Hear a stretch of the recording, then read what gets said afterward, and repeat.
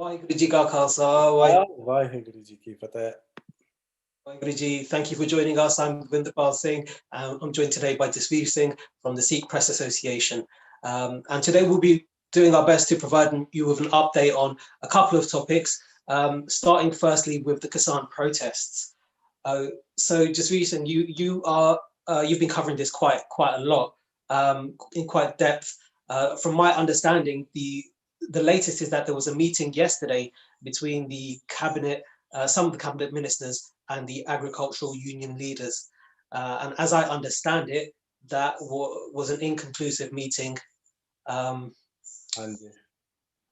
so what I'm reading is on the table is the idea of an 18-month delay to these laws being introduced, these bills being introduced. So what are your thoughts about that? Is that a good enough offer, or should they hold out? Anji, firstly, apologize for the lateness for anyone that has been waiting for a 5 p.m. stream. We had an issue in our office where I was streaming from, where the electricity has shut down in the building. So I do apologize for that. So thank you all for joining us. In regards to the updates on the Kisan Morcha, on the farmers' protest, yesterday's meeting was one of many that was inconclusive. And I would say, the offer that was put on the table, as you mentioned, the 18-month delay, the way that's being received is, again, very negatively. The farmers have made their position quite clear that they're looking for nothing other than a full repeal of all 3 farmers' bills. So the offer of an 18-month delay, it espouses a lot of suspicion, because people are wondering, what will change in that 18 months if these negotiations haven't gone anywhere right now. It does, of course, from a objective view, it offers more time to kind of hold these negotiations. But when the position is nothing other than a full repeal will do, then the farmers are, the feedback that we're getting is that they're not too supportive of this offer. So things like this have been kind of mentioned before, that the bills will be kind of put on hold as these negotiations continue, and that is the case as we see it right now. But at the minute, the crux of the issue just seems to be the lack of progress in the dialogue between the farmers' representatives and the government. So an 18-month hold on the bills, that isn't something that is widely supported from the kind of feedback that we're getting from the ground there. Yeah, so that's what I've read as well as what I've heard, that the full repeal is what the agricultural union leaders and the farmers want. And I agree. I mean, what could change in 18 months? I mean, who knows, maybe a new prime minister, but even then, my suspicion is that the government, the policies, the structures in place will always still remain the same government. So any kind of changes would be kind of superficial rather than actually meaningful in my eyes as well. So yeah, I mean, I agree. Just to add to that, actually, just to be clear on why there is kind of this negative attitude towards that offer delay of putting the bills on hold. What has gotten the protesters, the farmers, the Kisan, to this stage of even having negotiations is the fact that they resisted. They created civil disobedience. They went out and they actually laid siege to Delhi, as some are saying, and it is those actions which have brought them to this place where they can actually sit at the table and negotiate. Because let's not forget, the bills were implemented without any discussions with the farmers.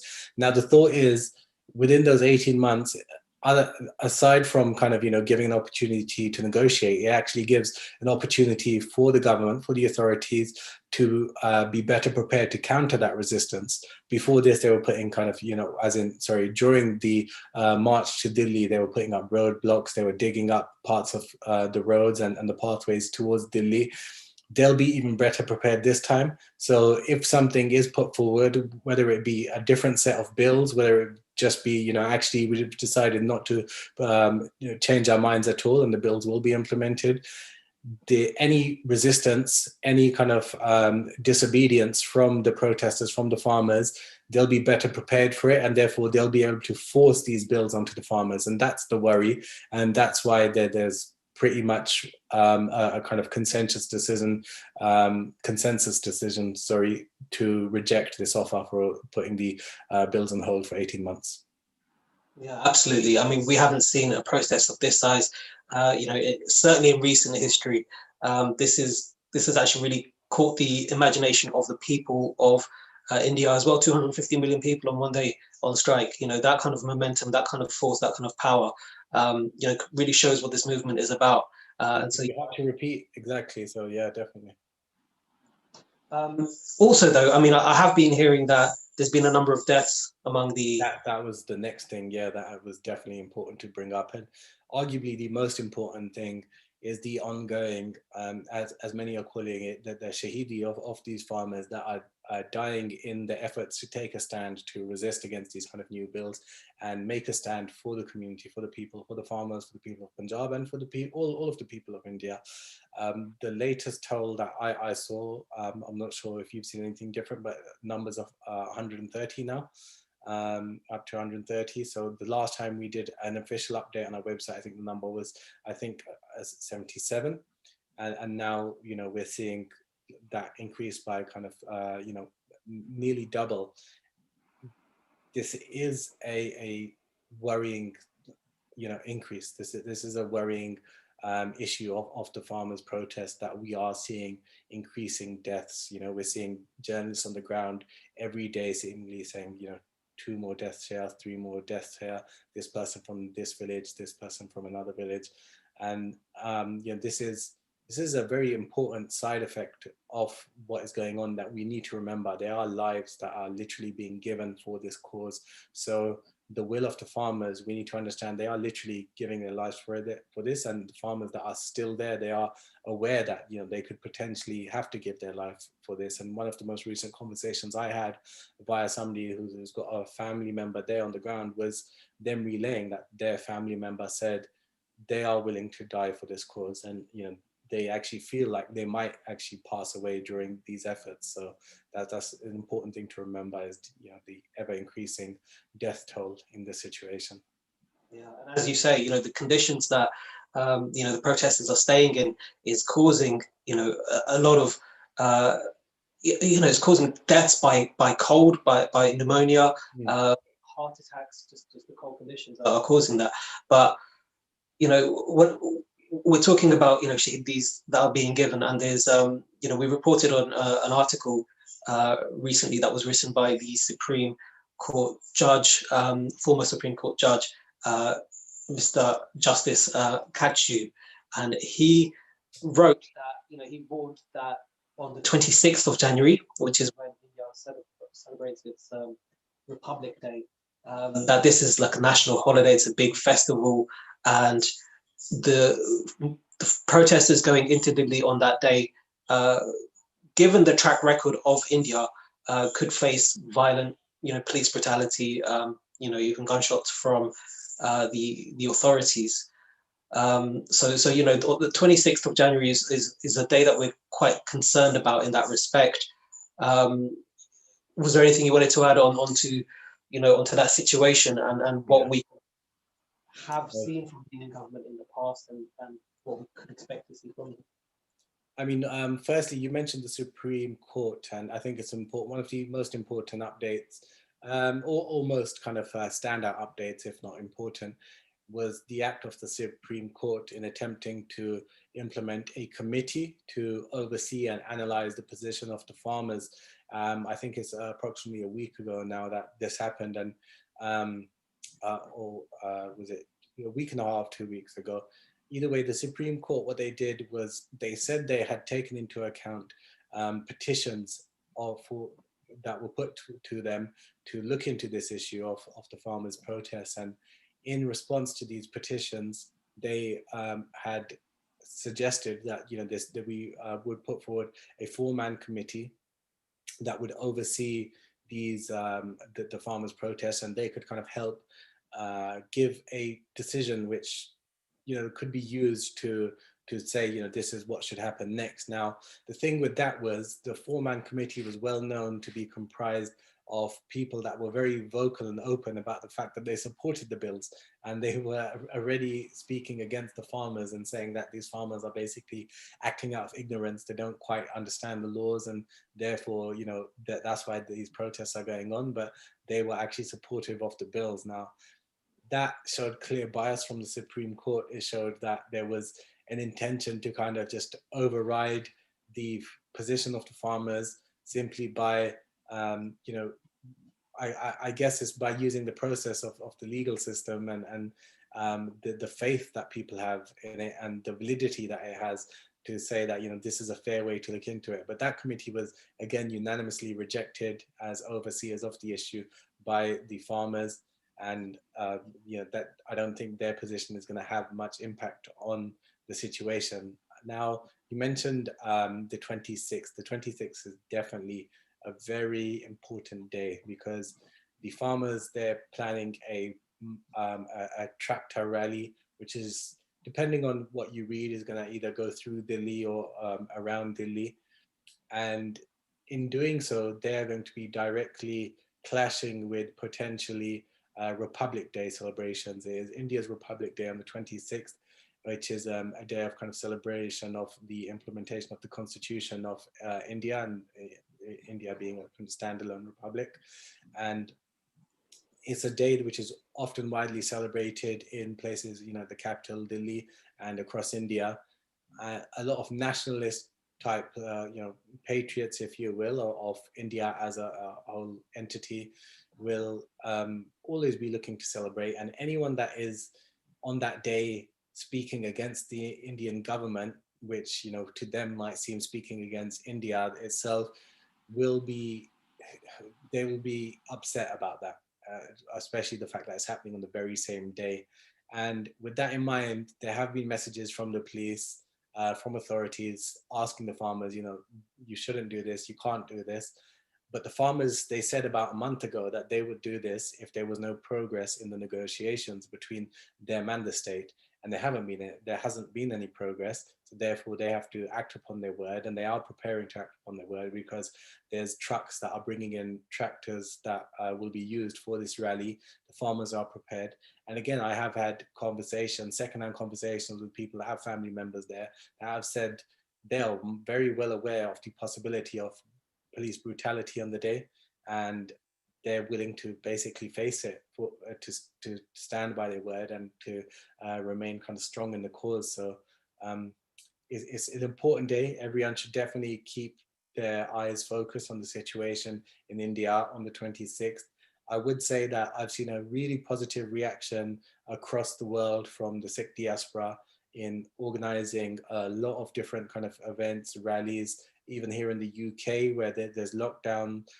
There are pushes to kind of organize rallies again outside the Indian High Consulate in central London. Whether they'll go ahead or not remains to be seen, just because of the COVID protocol. So, you know, it's a big occasion. We're coming to a landmark period that's going to be kind of, you know, it's going to reveal a lot about the situation on the 26th. Yeah, I mean, it's really important to remember what the farmers are fighting for, what's at stake. Sorry, getting a little bit ahead of ourselves there. What's at stake here? Because as we've mentioned in the previous in our previous broadcasts, that, you know, there's a concern about a kind of corporate and government land grab from Punjabis and from farmers around India as well. And this is something that, you know, is not only in India. This is happening around the world. We mentioned that, you know, in the past, but, you know, one thing we didn't talk about was an investigation that was undertaken by the New York Times quite recently in 2019, and they basically surveyed much of Europe's farms, and they found that a lot of the small farmers' land had been seized by politicians and big business, and this was actually financed and supported by the European Union. So it's a systematic land grab of farmers' land, and Punjab is no exception. This particular investigation looked into Hungary in quite a lot of detail.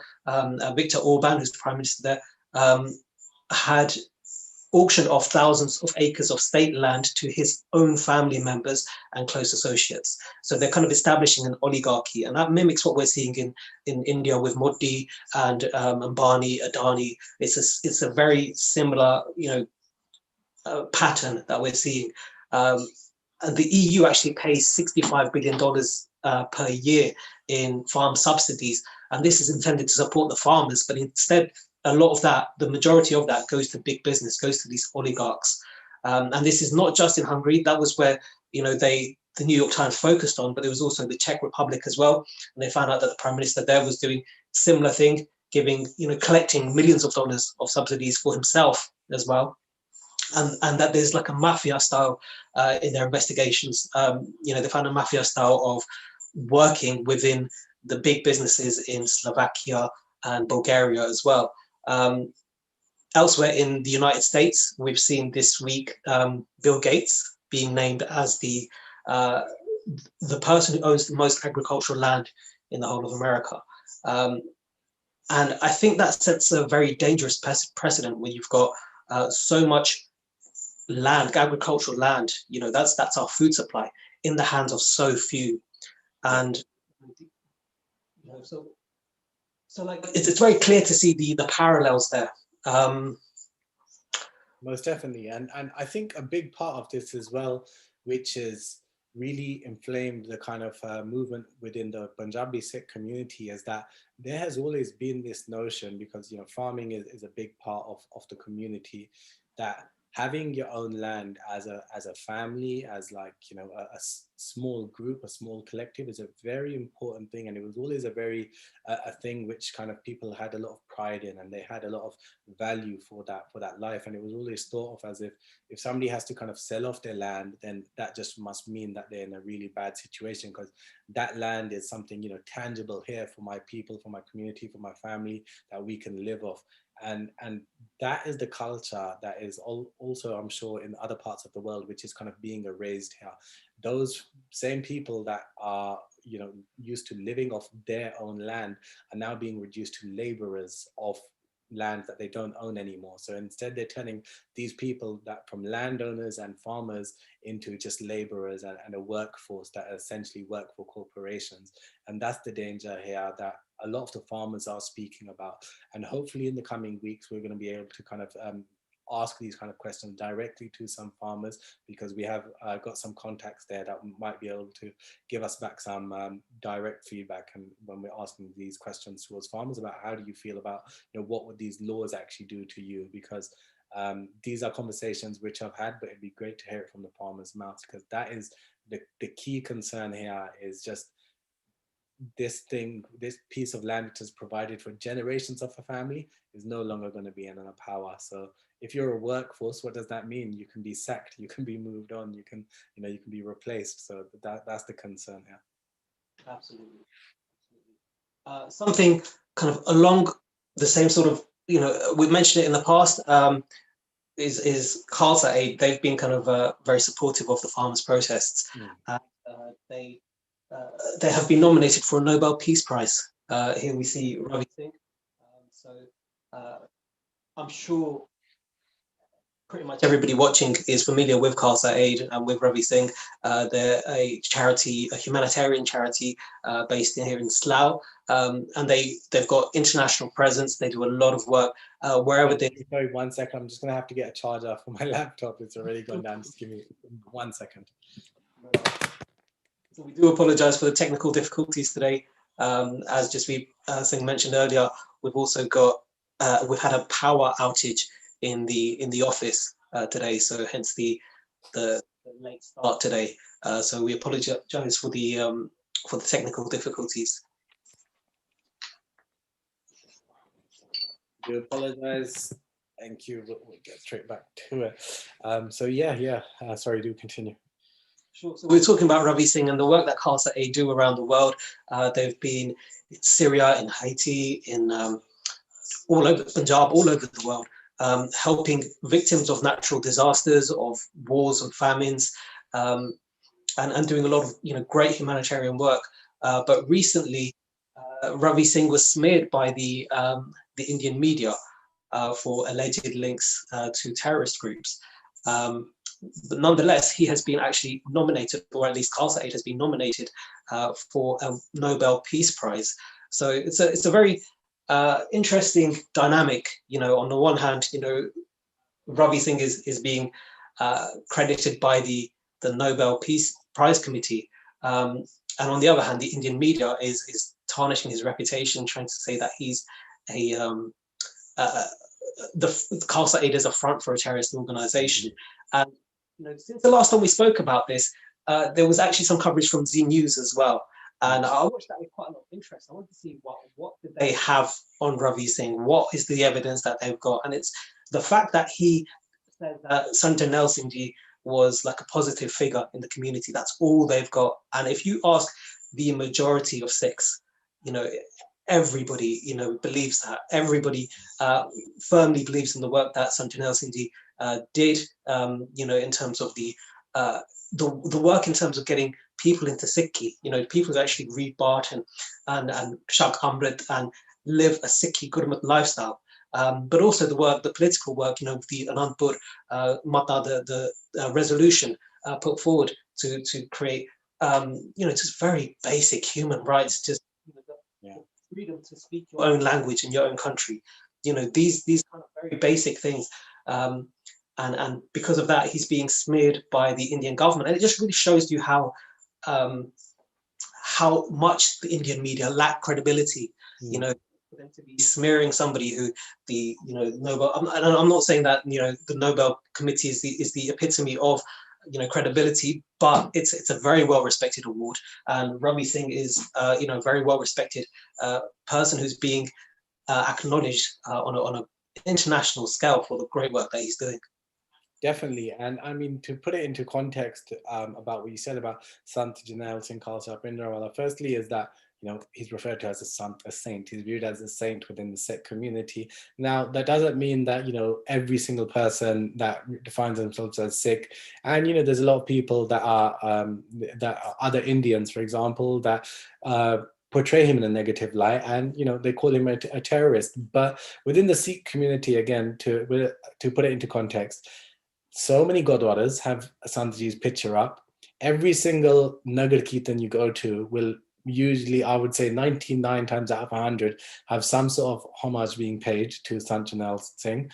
Every single major event will have some sort of homage being paid to Sant Janel Singh.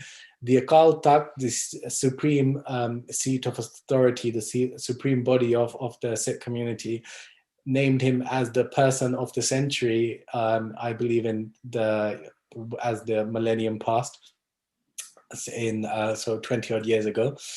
And that just kind of, really shows the esteem that Sant Janel Singh is held in. So it's a very normal belief for somebody to speak highly of him. And if the Indian media is going to tarnish anyone that has that view as, a terrorist sympathizer or a terrorist themselves, then that is going to make the majority of the Sikh community, at least from my perspective, the majority of the Sikh community, as they're going to be tarnishing all of us. So, I mean, it's quite worrying. In regards to Ravi Singh's kind of that contrast, so just to explain exactly what happened, Conservative MP Tim Singh Uppal from Canada has nominated Khalsa Aid officially as potentially a Nobel Peace Prize winner, and that remains to be seen whether that will go through and he'll actually be nominated and be one of the choices. From our perspective, and I would say from many, and that includes kind of many that are outside of the Sikh community, Syrians, people from Haiti, definitely a lot of British people, because recently of Khalsa Aid's great work, for example, helping people with that have suffered through floods and flooding across the UK, and also lorry drivers. There was an issue where a lot of lorry drivers were stuck because of new COVID protocol. They were stuck in Dover, and the people that went to support them were the people, the Sevadars, the selfless servants of Khalsa Aid. They spent their Christmas period there serving them food, water, and just giving them general aid, the kind of support that they were not getting from British authorities. these are people that would vouch for somebody like Ravi Singh as a definitely a suitable candidate for a Nobel Peace Prize. So him getting that nomination was definitely welcomed, is praised, and it's something that a lot of people would support. In contrast, at the same time, we've heard of these allegations against Khalsa Aid. They were taken a step further because the NIA, the National Investigation Agency, issued a summons to Khalsa Aid's team in India. Now, Ravi Singh himself, of course, is not in India, but the team do the exact same work. And we have to believe that they have the same kind of mindset as a great figure like him. These are humanitarians. They're there just trying to help their fellow man. They're seeing hundreds of thousands of protesters staying on the streets, and they're saying these people, they need shelter, they need amenities that will kind of help them get through this period, and they need food. And that's what their role has been there, just to kind of provide this very basic service. But nevertheless, the NIA, the National Investigation Agency of India, has summoned them for questioning because of this work, because of this efforts. And to be frank, the way it's perceived and the way what history has shown us is that this is very simply India utilizing its law to kind of intimidate, harass, and eventually silence and stop people like the Khalsa Aid team supporting movements which are seen, as resisting the state. Yeah. And I mean, this is again, a similar tactic was used with Deep Sidhu in an interview as well. When the host just basically derailed the whole conversation by making it about Sanjay Nelson Bhindranwale, because they don't want to talk about human rights. They don't want to talk about justice. They don't want to talk about the previous and current oppression from the Indian government. So they try and change, they try and spin history and put their own bias on it. And then if it's happening to Ravi Singh for just basically saying that he believes Sant Nelson Ji Khalsa Bhindranwale is a sant, then that could happen to anybody. Could happen to anyone. Worrying, actually. That is something to remember. Actually, that's the worrying part. If it's happening to them, it can happen to anyone, and that's why it's important for people to kind of view this through the right lens and understand what this means for everyone. Yeah. So obviously, this was a big week for ourselves as well. There was a basics of SikhPA, the basics of SikhPA YouTube channel, which of course is our sister organization. It's an educational organization which does YouTube videos, thousands of YouTube videos on SikhPA in English and various other languages. Basics of SikhPA also does talks at gurdwaras, at universities, and workplaces as well. So what happened earlier this week was that the Basics of SikhPA channel, which has, I think it's like 187,000 subscribers, got hacked by a cryptocurrency hacker. Basically, somebody who hacked the stream and played a live stream of some sort that was encouraging viewers to enter some sort of a competition or some sort of to basically enter their bank details, basically their cryptocurrency details into an anonymous account. And so obviously, this was taken down by YouTube, and YouTube have suspended the account for the time being whilst they're investigating. The Basics of SikhPA management team has been in contact with YouTube. They are aware of the situation, and they're taking steps to retrieve it from what they're telling us. Was there anything just on actually what happened that you wanted to actually also bring up? Yeah, I mean, well, firstly, in terms of what happened, I think the main thing to kind of put across for anyone that would be watching this is that we completely understand and feel the same kind of worry and pain at seeing such a beloved outlet getting taken down, because I know both you and myself are exactly the same. We are here right now doing this job, working with the Sikh Press Association because of the Basics of SikhPA videos, because those videos, mainly by Jagraj Singh and of course by Baljeet Singh and further Harman Singh, Sukhdeep Singh, all of these videos, they helped us connect further to our Sikh community, to our Qawm, to our Guru mainly, of course, and that has brought us where we are. So this, seeing the channel come down after 8 years of it being such an integral part of the community it hurts, it's worrying, it makes you think that if this channel can be kind of taken down, if they can be attacked this way, then really no one is safe. And you know, this I was on a live stream on Tuesday when it happened, and it was just as it was happening, the messages were coming in, and you could sense the panic rising in people. Like, oh my God, this is real, this is happening. You know, Basic Sikhi's been hacked, and now it's no longer there as an outlet. So you know, we understand that how worrying this is, and how much of a issue this is for the entire Sikh community. And it's something that I feel like, you know, everyone will be impacted by the massive majority of people that are kind of, you know, the Sikh community on social media. They will be aware of basics of Sikhi, and they will be hurt by seeing something like this. So, you know, we feel your pain, and we can only say that the team are working hard. As sister organization, Basics of Sikhi, they're working hard to get this up and running again. Yeah, absolutely. And you mentioned, you know, the impact that Basics of Sikhi had. You know, I'll just, you know, from my own self as well, you know, Basics of Sikhi, you know, really helped change my life completely. And I can't speak highly enough of Basics of Sikhi. You know, there's you know, it's been an instrumental part, especially, you know, the YouTube videos, like you mentioned, you know, by Jagraj Singh especially. You know, those videos really took me from a dark place to you know, a really you know, positive place where we are now with SikhPA. But on the issue of, you know, this channel has been around for 8 years, and it's had a lot of impact on a lot of people for those 8 years. And that's why the timing of this particular attack seemed very suspicious. You know, no time in the 8 years that, you know, this channel's been running has it happened.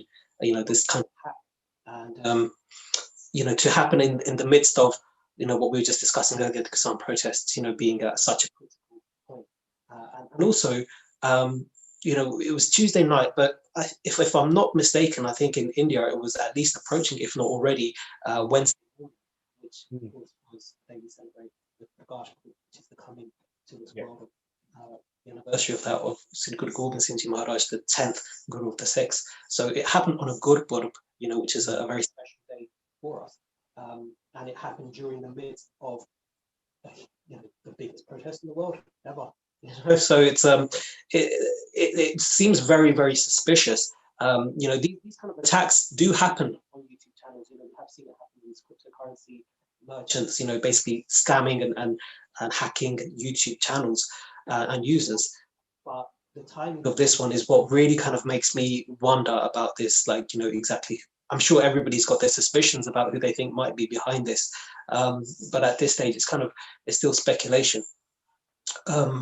I just to add to that, yeah, we would be silly to discount the timing, because, you know, that we are again in the midst of the biggest protest in recent history, especially, you know, that which impacts the Sikh community, at least our generation of the Sikh community, before a important day where a lot of people would actually be turning to Basics of Sikhi to kind of get their input, especially during this pandemic period, to get their fix of kind of understanding and further connecting with Sikh history, with Sikh philosophy, with Sikh spirituality. So, I mean, you know, that it was malicious. We can definitely say that it was carefully orchestrated, and, you know, it was specifically targeted at Basics of Sikhi. It wasn't random, and it is worrying. And I guess that prompts kind of further conversations about, you know, online security. Although I would say that, from my perspective, at least, you know, we've seen the biggest governments in the world get hacked. If you are targeted, if people that are experts really want to hack you, then you will be hacked. It's that simple. That security can likely only go so far, but that doesn't mean that we can't work towards kind of, you know, making life more difficult for those that would target the Sikh community like this. Yeah. So you know, as you mentioned as well, there's a strong suspicion that this is from some anti-Sikh forces. We can say that much at least. And you know, the thing about that is these forces fear the power of Sikhi. You know, basically Sikhi is kind of a messenger organization for the message of Sikhi, of Guru Nanak Dev Ji Sikhi. And you know, what kind of people fear Sikhi? it's only the oppressive regimes, the oppressors, the tyrants. This is what Sikhi is all about. And I think they also fear the power of Sikhi in a way that kind of implies a very deep understanding of Sikhi, the power of Sikhi. You know, the as I mentioned earlier, basics of Sikhi, but Sikhi, Guru Nanak Dev Ji Maharaj's Sikhi completely changed my life, changed my life, and countless other people that I've come to know in recent times. And the change in these people is just so profound. And basically, what I would just urge, firstly, I would urge the Sangat to do Ardas, to Maharaj, for basics of Sikhi, for the Kisan protest, just for the Jardi Kala, the positive well-being spirits of the Khalsa Panth and the Sikh community. But also, just be aware we are in a war. This is not, just a little hacking attack that happens to everybody. No, this is a targeted war. We are in the midst of a war, and we need to get diyar pratyar, ready upon ready, to battle in this war. And that really begins with believing in yourself and believing in your guru, believing in Sikhi. That's so. What I would urge is just to take this as a sign. This basics of Sikhi being taken down. It's because oppressive forces fear Sikhi, and they're aware of the power of basics of Sikhi. So yeah, that's just what I'd like to say about that. It's a quote which has remained with me since you said it maybe like a month or two ago. A lot of these forces seem to be more aware of the power of Sikhi than we are sometimes, and that's an important thing to remember. And I just want to just put into context why we at the Sikh Press Association will be clear on saying, as a community, we do feel that, we are at war and we are under attack, because every single day, myself and Devendra Singh are getting messages about Sikhs being targeted in Pakistan, in Afghanistan, in India, hate crimes in the West and USA, just because of the way we look, nothing to do with actually anything, any sort of conflict, literally just, the way we carry the Guru's uniform. Aside from that, bullying of our children in school and so forth, there's probably about 20 other things that I could mention. Sikh political prisoners, the Khalistan movement, and any angle, any sort of aspect of kind of the Sikh community is trying to assert itself in some form. That is, we're seeing a lot of attacks there. So, this is why we'd be happy to say and, clarify what we mean when we say the Sikh community is at war. Yeah, even a day or two ago, I got a message from a captain in the British Armed Forces.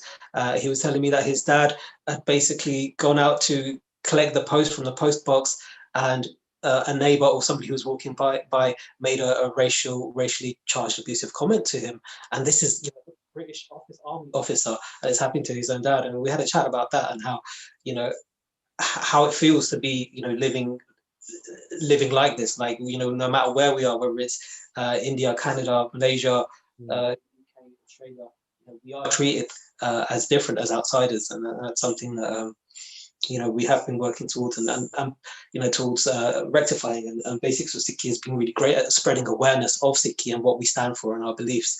So it's such a powerful and important resource to the community. And that's an important thing to actually understand as well. When we say we're at war, a lot of the way the Sikhs kind of fight back in this war is through love, is through understanding, and it is through the teachings of our Guru.